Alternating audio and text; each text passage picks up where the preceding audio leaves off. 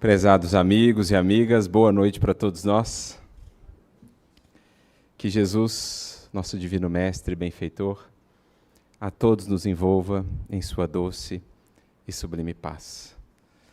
Para mim é uma alegria, uma honra poder estar aqui nesta casa, conhecendo essa árvore fecunda e dadivosa que aqui foi plantada por Dona Isabel e pelos corações que elas se uniram nesta tarefa.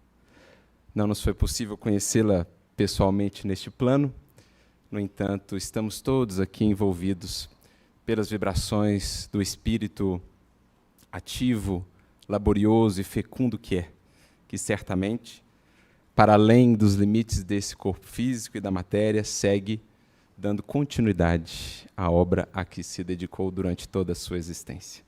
Que ela, portanto, e o seu exemplo possam nos inspirar nas reflexões desta noite. Na questão de número 233 do livro Consolador, que é um livro de perguntas e respostas, perguntas essas destinadas ao benfeitor Emmanuel, vamos encontrar uma indagação muito pertinente ao nosso tema e ao nosso tempo. Indagam ao benfeitor: por quê? Por que razão o homem da Terra tem sido tão lento na solução do problema do seu conhecimento próprio? Já que esta orientação, quanto ao conhecimento de nós mesmos, ou conhece-te a ti mesmo, é uma das orientações mais antigas da própria filosofia, antecedendo a própria figura de Sócrates, que muitas das vezes é considerado um dos pais da filosofia, remontando lá ao oráculo de Delfos. Se essa diretiva tem acompanhado a humanidade há tantos séculos, por que, em geral, tem sido o homem da Terra tão lento na solução dessa questão que se nos apresenta assim tão fundamental? E a resposta de Emmanuel é daquela que nos faz refletir, porque traça-nos um panorama dos tempos em que vivemos e, na verdade, também de toda a jornada de desenvolvimento humano até aqui.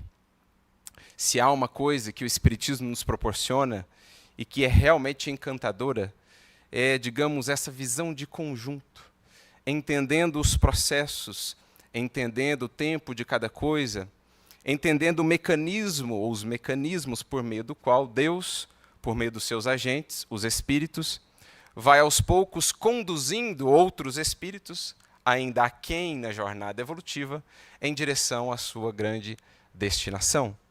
A doutrina espírita, portanto, nos permite ter essa visão panorâmica do que é o processo evolutivo, entendido à luz das realidades espirituais. E é, de certo modo, em torno disso que Emmanuel vai embasar a sua resposta a essa tão importante questão. Afinal de contas, se não temos sido assim tão efetivos na aplicação desse princípio, dessa orientação que, conforme nos diz Santo Agostinho, é a mais essencial para o nosso aperfeiçoamento, é preciso entendamos onde está talvez a nossa falha, onde falta entendimento para que possamos efetivamente aplicar essa diretiva à nossa jornada, aperfeiçoando-nos. E ele então inicia a sua resposta dizendo: isso é explicável. Somente agora a alma humana poderá ensimesmar-se o bastante para compreender as necessidades e os escaninhos da sua personalidade espiritual. Então, Emmanuel já nos projeta a uma visão ao longo do tempo, somente agora, a nos dizer que estamos chegando no momento culminante, no momento importante da trajetória evolutiva da humanidade como um todo. E é o mesmo que os Espíritos nos disseram quando do advento do Consolador.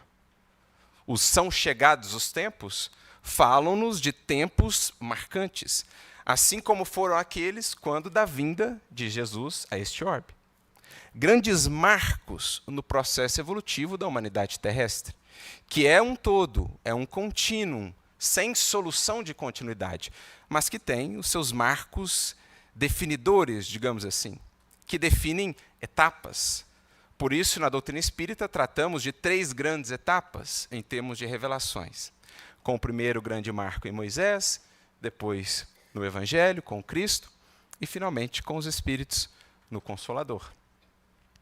Então Emmanuel vai resgatar essa visão. Olha, nos tempos anteriores, não que este conceito, ou essa orientação não pudesse ser aplicada, mas faltavam-nos talvez uma conjunção de circunstâncias mais favoráveis a esses trabalhos de natureza mais interior e mais íntima.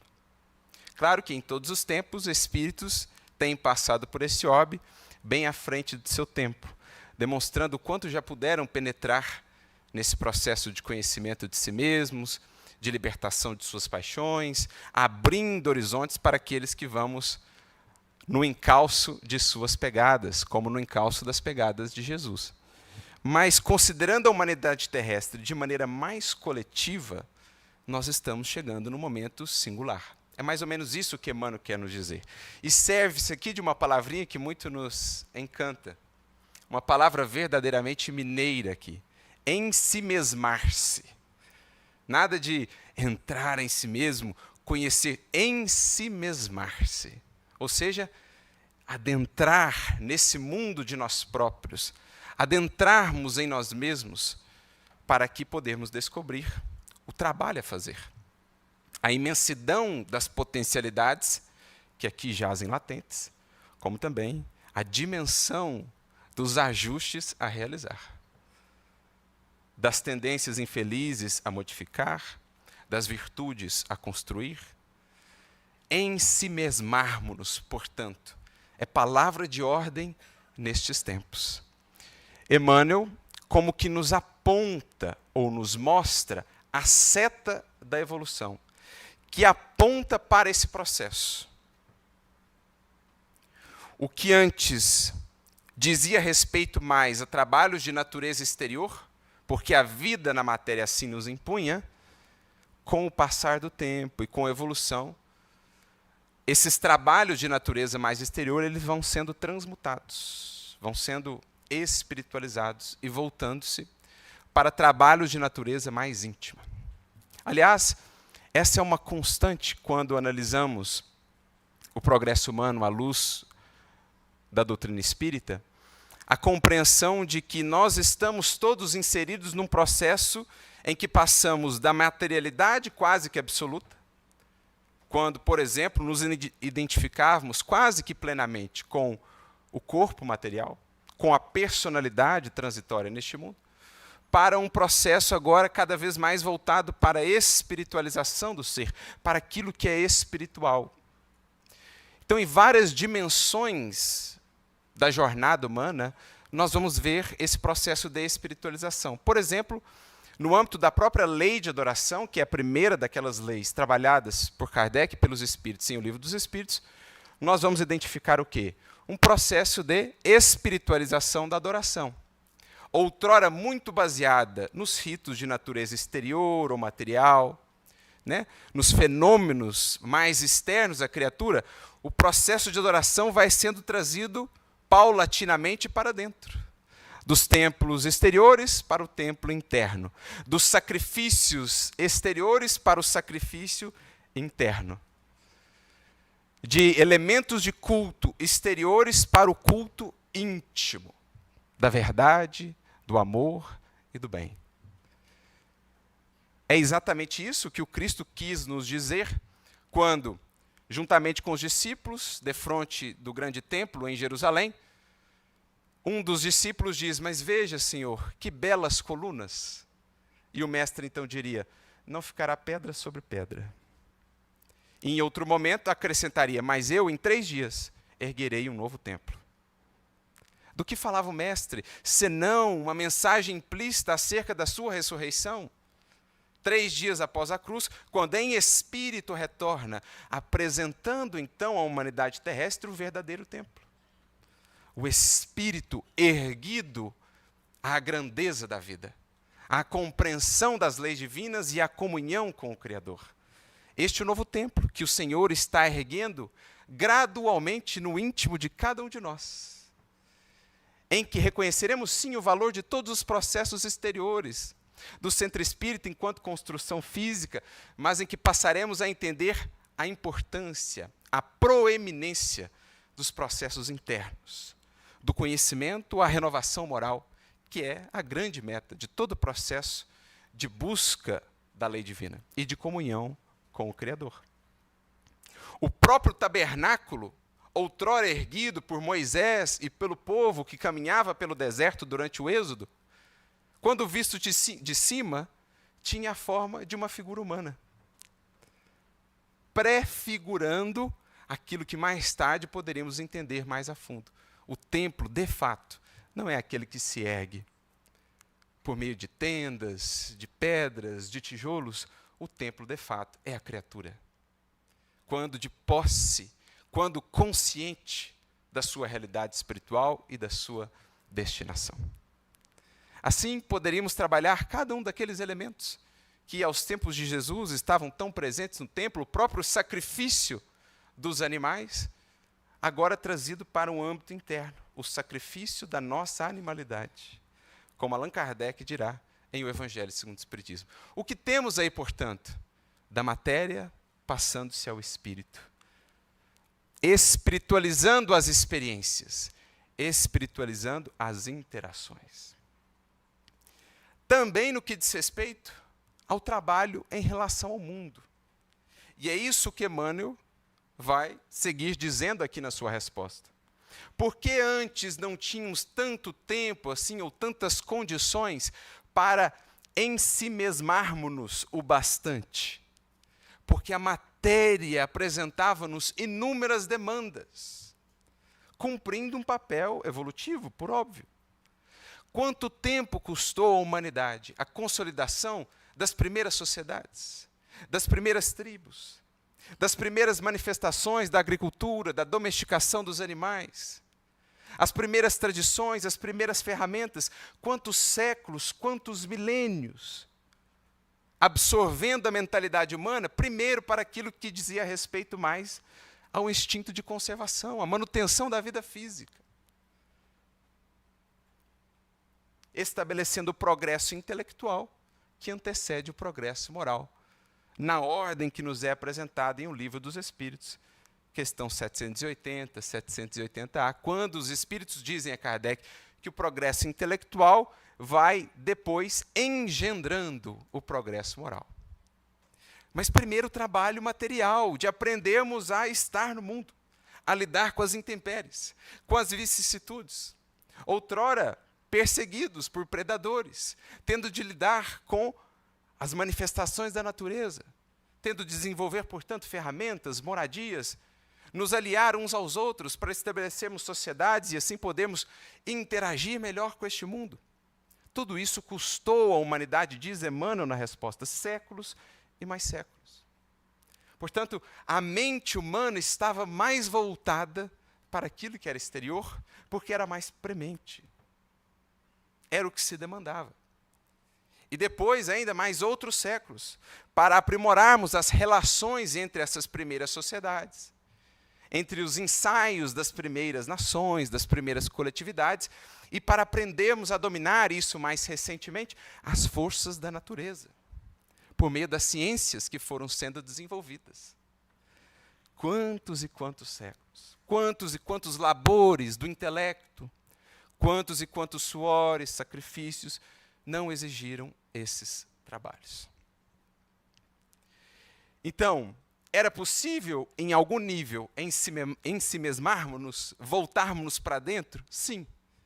De todos os tempos temos tido, ou em todos os tempos temos tido ensaios desse processo. Mas a evolução é como um rio, uma caudal, que vai nos conduzindo cada vez mais para isso. Porque todas as conquistas de natureza exterior, que vão aliviando gradualmente o homem das preocupações de natureza mais exterior, vão fazendo com que a criatura humana tenha cada vez mais tempo, ou se sinta cada vez mais impelida a voltar-se para dentro.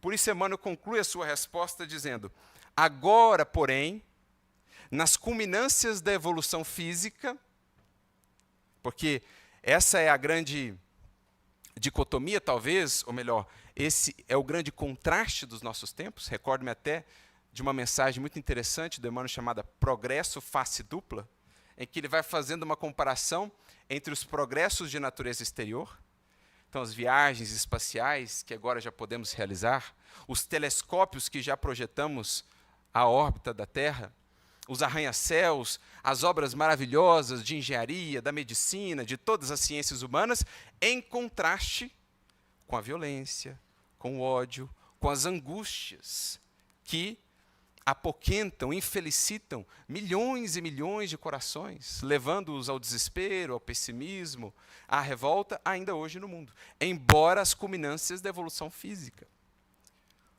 O que se nos apresenta, portanto, como um aviso, como uma grande mensagem da ênfase que agora nos cabe. Aproximar dessas culminâncias da evolução física a evolução moral que nos cabe desenvolver. Então, Emmanuel diz, agora, nas culminâncias da sua evolução física, o homem não necessitará preocupar-se de maneira tão absorvente com a paisagem que o cerca. Razão pela qual todas as energias espirituais, na atualidade ou nos tempos modernos, em torno das criaturas, convocam-nas ao sagrado conhecimento de si mesmas dentro dos valores infinitos da vida. Então, olha que fantástica essa visão da evolução que Emmanuel aqui, refletindo também a espiritualidade superior, nos apresenta. Todos esses séculos de lutas, de esforços por lidarmos com a natureza, com as intempéries desse mundo, com as vicissitudes que são naturais à vida material, vem nos empurrando, vem nos conduzindo a esse momento, a esses tempos que são chegados, em que, enfim, o ser humano será mais premido do que nunca a conhecer-se, a voltar-se para dentro de si. Isso é tão interessante porque faz-nos recordar também a participação do nosso querido Chico no programa Pinga Fogo, 28 de julho de 1971, primeira participação dele no Pinga Fogo, na TV Tupi. Entre as perguntas que lhe foram feitas, uma delas dizia respeito a essa era nova. A jornalista até faz referência à era de Aquário e tal. E aí, o Chico, inspirado pelo Emmanuel, vai trazer as suas considerações, dizendo que tempos de grande progresso aguardavam a humanidade se soubéssemos nos manter em paz. Se não postergássemos esse progresso, esse avanço, escolhendo caminhos, mais uma vez, destrutivos. Mas o que mais me chamou a atenção na resposta do Chico é que, em determinado momento, ele fala disso que Emmanuel cita aqui, o progresso tecnológico, a culminância da evolução física, material no mundo, o papel que isso terá na estimulação do progresso espiritual.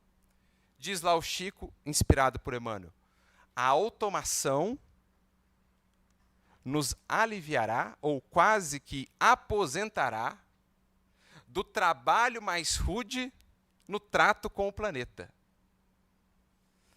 para a educação da nossa vida mental, com benefícios incalculáveis a benefício da humanidade. Olha o que Emmanuel já nos trazia nos idos da década de 70, quando longe estávamos ainda do nível de automação, de possibilidades que a tecnologia hoje nos oferta, em termos de comunicação, fluxo da informação, interação entre pessoas, independentemente das distâncias, o quanto isso não acelerou, não otimizou determinados processos, aliviando-nos de trabalhos outrora muito mecânicos, muito manuais, que nos consumiam muito tempo e energia. Para quê? Para que cada vez mais a criatura humana possa se voltar aos processos de educação, de descoberta e educação da sua vida mental, dos imensos potenciais espirituais que todos os temos, latentes embora. O que já nos desperta uma indagação. De fato, as possibilidades tecnológicas estão nos trazendo mais tempo ou nos tomando ele? Estão nos deixando menos absorvidos com a vida nesse mundo ou mais absorvidos ainda? Porque sabemos, toda aquisição nova em termos de humanidade, em termos de progresso, demanda um tempo de adaptação. E, em geral, no início, não é assim tão bem aproveitada ou bem compreendida. Os ônus e os bônus de todo o processo evolutivo. Agora, é preciso meditemos. Estamos sendo desonerados pela tecnologia ou mais absorvidos ainda por ela? Fica a reflexão para nós, em termos de redes sociais, em termos de tudo aquilo que a tecnologia hoje nos proporciona.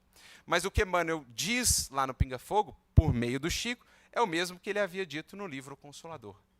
Tudo isso tem uma finalidade maior. Às máquinas, o trabalho mais mecânico, o trabalho do cálculo ali, que seria mais repetitivo, para que ao ser humano fique o trabalho do descobrimento, da criatividade, do sentimento, do despertar, da iluminação, daquilo que as máquinas nunca terão, porque não são espíritos, herdeiros do Criador, feitos à sua imagem e semelhança. Então, hoje, nós estamos vivendo exatamente isso, o que está aqui descrito. E é a reflexão que nos está proporcionada. Outrora, em outras tantas existências que já tivemos, as demandas da vida material muito nos absorviam. Alguns, heroicamente, conseguiram ainda assim buscarem a si próprios, libertando-se para mais altos planos de evolução. Mas agora chegamos em momentos culminantes. E é por isso que vemos, embora todo esse avanço, toda essa tecnologia, todas essas facilidades, é por isso que vemos como nunca as criaturas a lidarem com seus conflitos internos, com as angústias existenciais, com a busca dos porquês. Porque chega agora a humanidade a perceber que o mundo, a matéria, não poderá saciá-la naquilo que é a sua sede fundamental. Naquilo que é a sua ânsia mais profunda e que precisa ser descoberta, sentida. A ânsia do progredir. A ânsia do realizar-se. A ânsia do tomar posse da sua herança divina. É a sede fundamental de todo ser, mas que muitos tentarão satisfazer com aquilo que verdadeiramente não nos pode saciar. Há 2000 anos, alguém nos falou a esse respeito. Quem beber dessa água, terá sede novamente. Quem, porém, beber da água que eu lhe der, nunca mais terá sede. Porque a água que eu lhe der se tornará nele uma fonte a jorrar para a eternidade, para a vida eterna. É disso que o Cristo falava, de comunhão. Comunhão profunda com Deus, realização da nossa destinação. Sentimos-nos parte integrante, conectada, harmonizada ao grande concerto divino da criação. Enquanto não estivermos despertos para isso, a vida passará por nós e nós pela vida sem que nos sintamos realizados, sem que nos sintamos encaixados em nosso propósito mais fundamental. Estes são os tempos chegados. E aqui nós notamos, portanto, a percussiência de Allan Kardec. Quando, por exemplo, naquele que foi o grande laboratório da doutrina espírita, infelizmente ainda muito desconhecido, a Revista Espírita, um manancial inesgotável de reflexão e de aprendizado, Kardec coloca como subtítulo da Revista Espírita, Jornal de Estudos Psicológicos. A percussiência de Kardec, vendo o que se daria, vendo o que o Espiritismo viria preparar, alimentar, acentuar. O Espiritismo começa nos fenômenos, passa pela filosofia, mas culmina na psique, no ser, na alma, que, servindo-se dos conhecimentos espíritas, que acionam nela determinadas buscas, determinados anseios, deve então transformar-se, renovar-se, atendendo aos ditames da vida, aos imperativos da vida, expressos, por exemplo, nas palavras imortais de Jesus: sede perfeitos. Por isso, Jornal de Estudos Psicológicos, como a dizer que o Espiritismo só cumprirá o seu papel na vida de todo aquele que com ele tem contato, se chegar a transmutar a psique, a alma, se chegar a responder às perguntas mais profundas, por vezes ainda ignoradas, se chegar a despertar buscas que estavam adormecidas, se chegar a alargar os horizontes dessa alma, desse ser que anseia, e que pela luz recebida, enfim, encontra, predispondo-se a avançar, seguro, confiante, esperançoso, rumo à sua destinação. Porque, em geral, é assim que funciona o processo. Despertamento, seguido de realização. Podemos pensar aqui, já que estamos tratando de autoconhecimento e transformação moral nas bases espíritas, como essas duas coisas interagem entre si. Como o autoconhecimento leva ou induz a transformação moral. E aqui a gente precisa pensar numa certa alquimia do espírito. O que a luz estabelece dentro de nós? O que o contato com mais luz aciona, desperta em nós? Porque está aí a chave, vinculando essas duas coisas. Autoconhecimento, que está muito associado também ao conhecimento das próprias leis divinas, né? Aquele que fala sobre autoconhecimento, no Livro dos Espíritos, Santo Agostinho, foi um dos que mais tratou desse tema enquanto encarnado, por meio da sua obra Confissões, entre outras obras, e ele sempre associava o conhecer de Deus com o conhecer de si próprio. Quem mais penetra na obra divina, mais conhece de si. Quem mais conhece de si, mais penetra na obra divina. Então, o acesso do conhecimento, a recepção da luz, opera determinadas transformações, determinadas reações dentro de nós, que não saberíamos talvez ainda descrever em palavras, mas que estão na base do processo de transformação da criatura. É de onde ela tira o estímulo. É de onde ela se sente impelida para, deixando um estado de acomodação, avançar em direção a novas etapas, a novos estágios do ser, tendo em vista o horizonte que ela passa a divisar cada vez mais claro, lá, no ilimitado, a sua destinação. Isso me recorda uma frase de Melanie Klein, que creio seja muito descritiva do que o acesso ao conhecimento espírita, por exemplo, ocasiona em nós. Ela diz assim: quem quer que coma do fruto do conhecimento é sempre expulso de algum paraíso. Esse é o papel da luz, quando encontra um coração minimamente receptivo. Porque às vezes o coração ainda não estará tão receptivo, a luz o visita, mas ele ainda permanece insensível, tal qual aquele primeiro tipo de solo da parábola do semeador. As sementes caem, mas o solo está ainda impermeável. Entra em cena, portanto, uma outra grande mestra, uma outra grande força com um papel essencial na criação, que é a dor, preparando a receptividade à luz.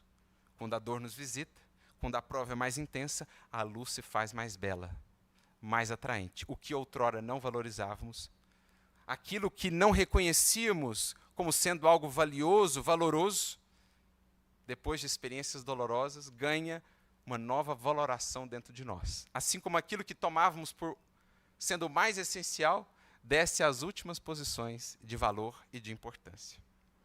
Mas no coração já minimamente receptivo, o conhecimento chega e ele opera determinadas transformações na criatura que atiram, então, do paraíso aqui entendido como uma certa acomodação. Temos a tendência, quase que como na lei newtoniana, de permanecer estacionados, de permanecer acomodados. Mas a visita da luz, o verbo divino que alcança o ser, tem um poder despertador que ainda nos faltam palavras por descrever. Talvez por isso o grande apóstolo Paulo, na sua carta aos Hebreus, capítulo 4, versículo 12, tem assim dito: a palavra de Deus é viva e eficaz, mais penetrante que uma espada de 2 gumes.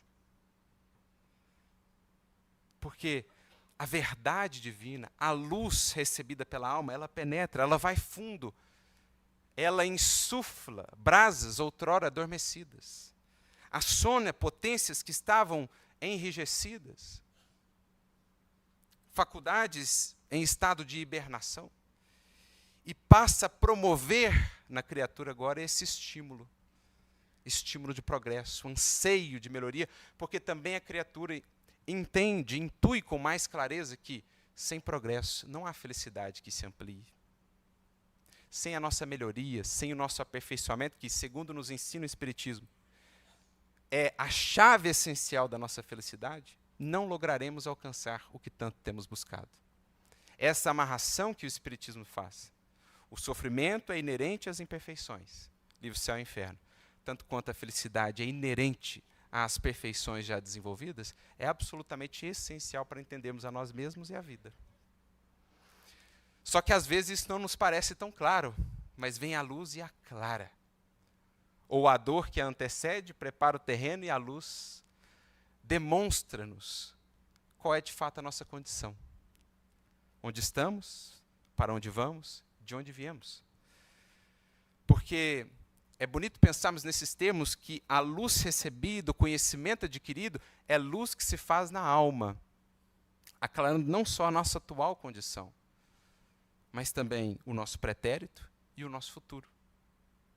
Quanto mais entendemos as leis divinas, quanto mais entendemos a natureza humana por aquilo que o Espiritismo, aquilo que o Evangelho nos ensinam, mais entendemos, de fato, onde estamos, a nossa atual condição, o que nos infelicita, o que já é para nós motivo de felicidade.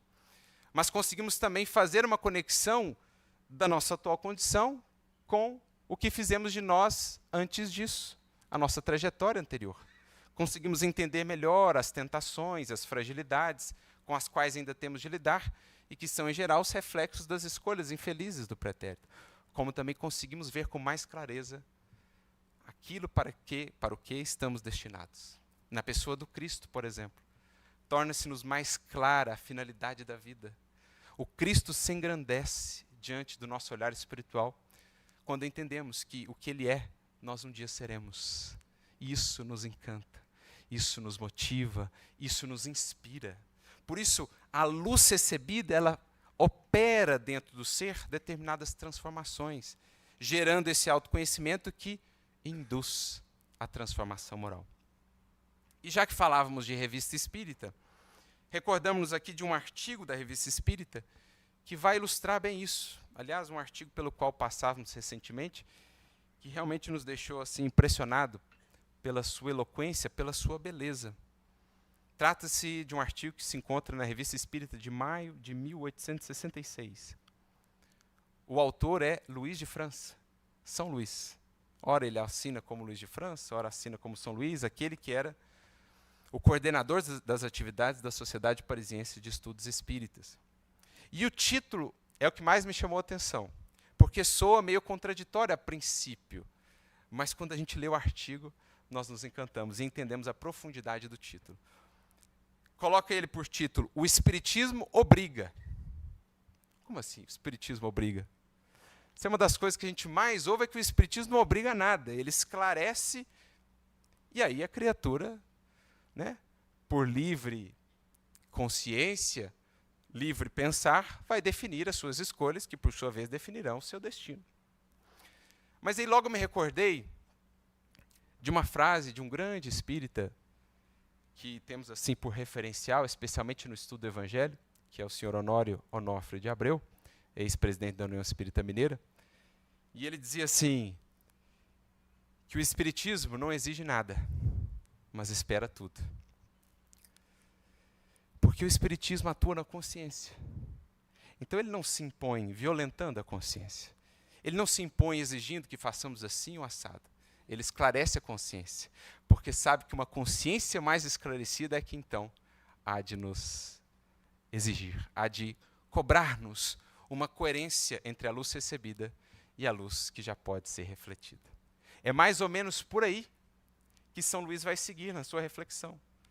O Espiritismo obriga nesse sentido, por esclarecer tanto uma consciência, ele a induz a dois movimentos primordiais, diz São Luís.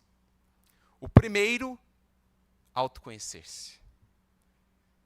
Adentrar esse universo ainda desconhecido, ignoto, e com auxílio dessa luz que nos foi dada, a luz do Espiritismo, a luz do Evangelho, podemos conhecer agora cada cômodo, cada escaninho, cada recanto desse país a ser descoberto.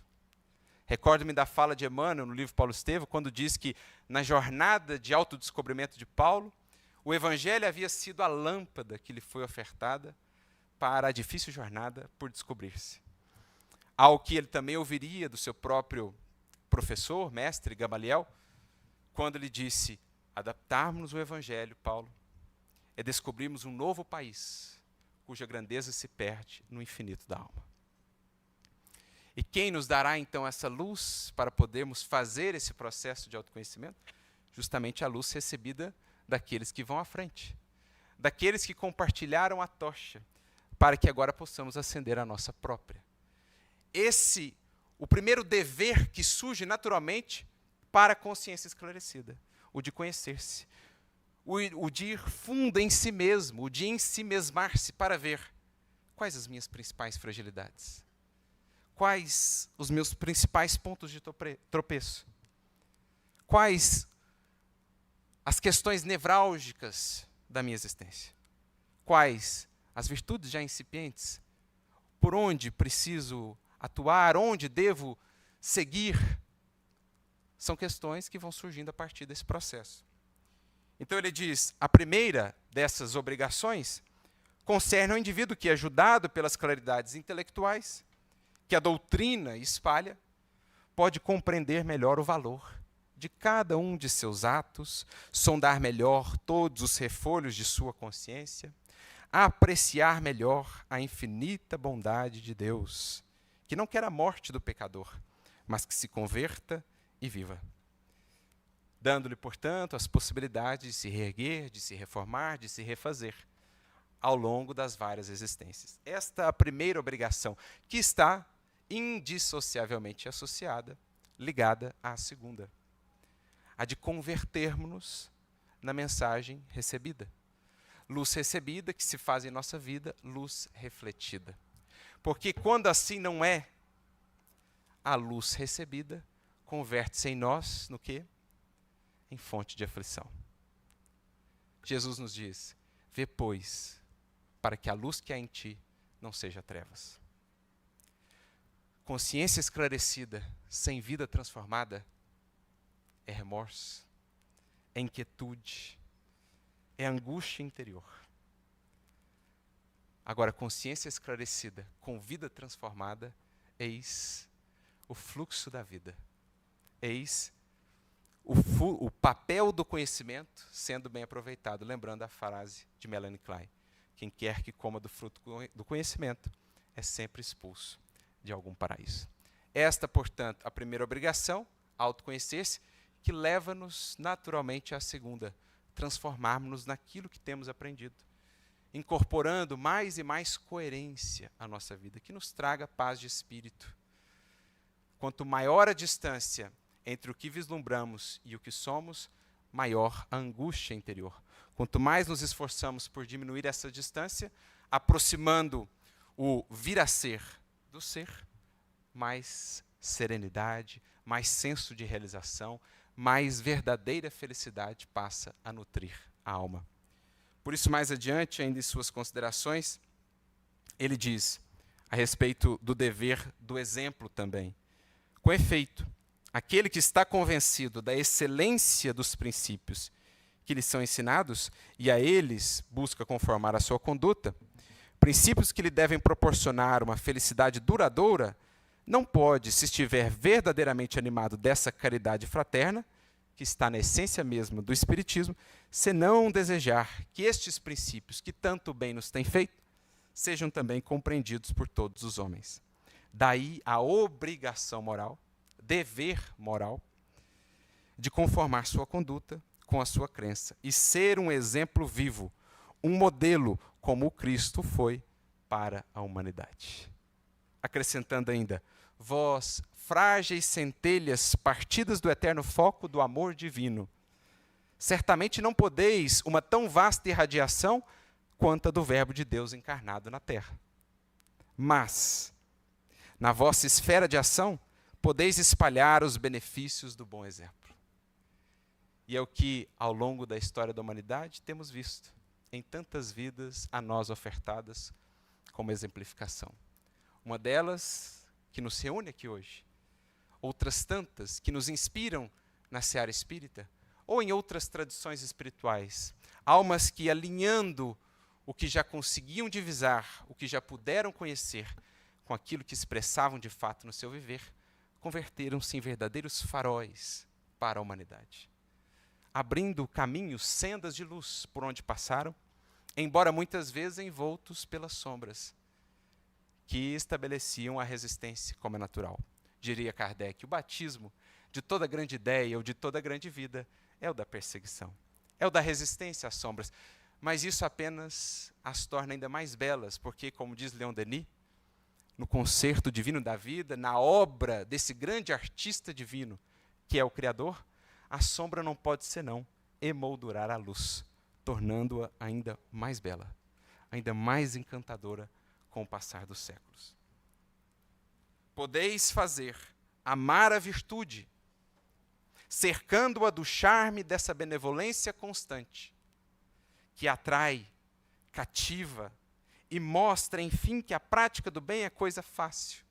Promove a felicidade íntima da consciência que colocou-se sob a sua lei, pois ela é a realização da vontade divina que nos fez dizer por seu Cristo, sede perfeitos, como perfeito é o vosso Pai celestial. Isso que nos está proposto, portanto, nas páginas luminosas do Espiritismo, que chega qual luz, qual facho da clemência divina, como diria o Espírito de verdade, a nós ofertado, para que, projetando essa luz dentro de nós, vendo-nos no passado, no presente, no futuro a fluir, possamos identificar melhor o trabalho a fazer em nós, para que de luz apenas recebida possa existir em nós agora luz a ser ofertada. Luz que, como disse aqui São Luís, cativa, atrai. Porque essa é a capacidade das grandes almas. Tornam-se um foco atrator. Pela luz de amor que projetam de si, conseguem fazer gravitar ao redor da causa que abraçaram, do seu ideal, do amor que expressam, outras almas, cada vez mais corações, nessa grande espiral que é a espiral da evolução. Para tanto, estamos munidos de imensos recursos que nos revelam de fato o que somos, o que fazemos aqui, que nos fazem, aos poucos, descolar os olhos das paisagens apenas terrestres, do aqui e do agora apenas, para nos projetarmos na imensidade do amanhã, diante do qual as dores se tornam tão menores, tão mais suportáveis, diante do qual encontramos tantos estímulos a mais para estudar, para servir, para nos engrandecer, atraídos que estamos agora por essa luz que nos chama e que se nos mostra ainda mais atrativa, que podemos sentir agora de maneira ainda mais profunda, dado o trabalho que a luz vai fazendo dentro de nós, despertando-nos a essência divina.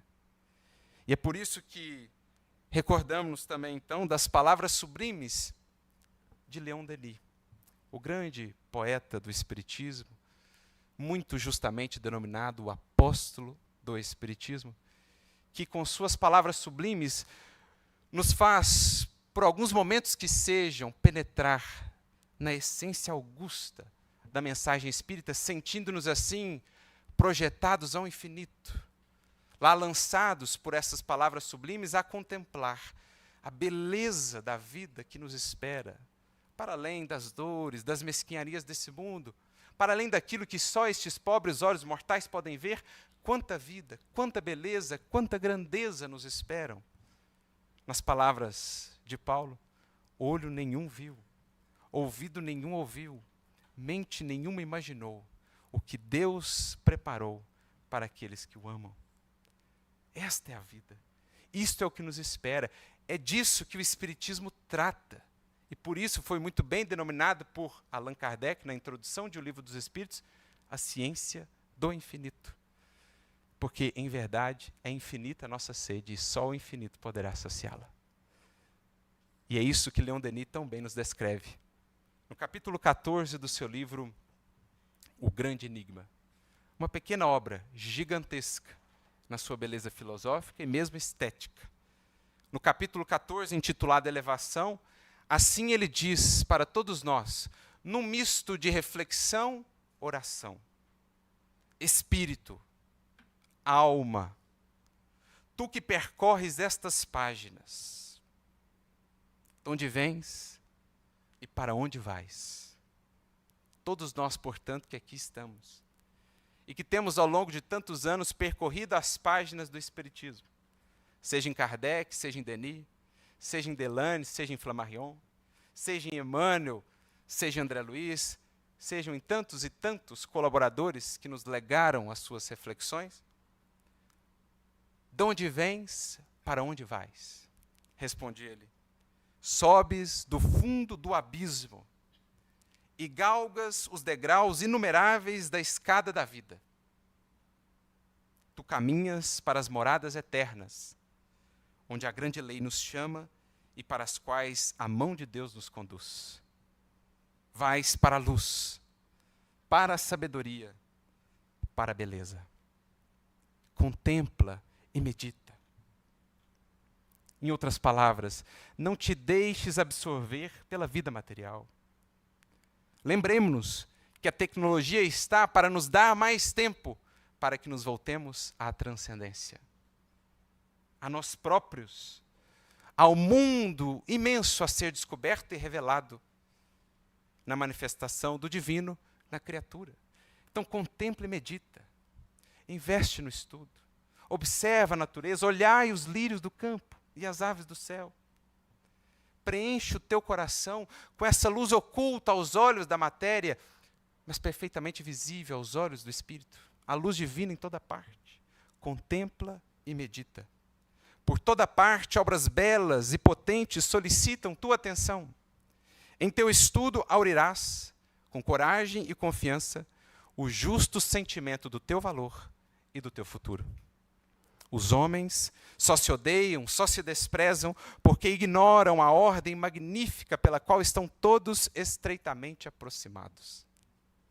Teu caminho é imenso, mas o fim excede em esplendor tudo quanto podes conceber.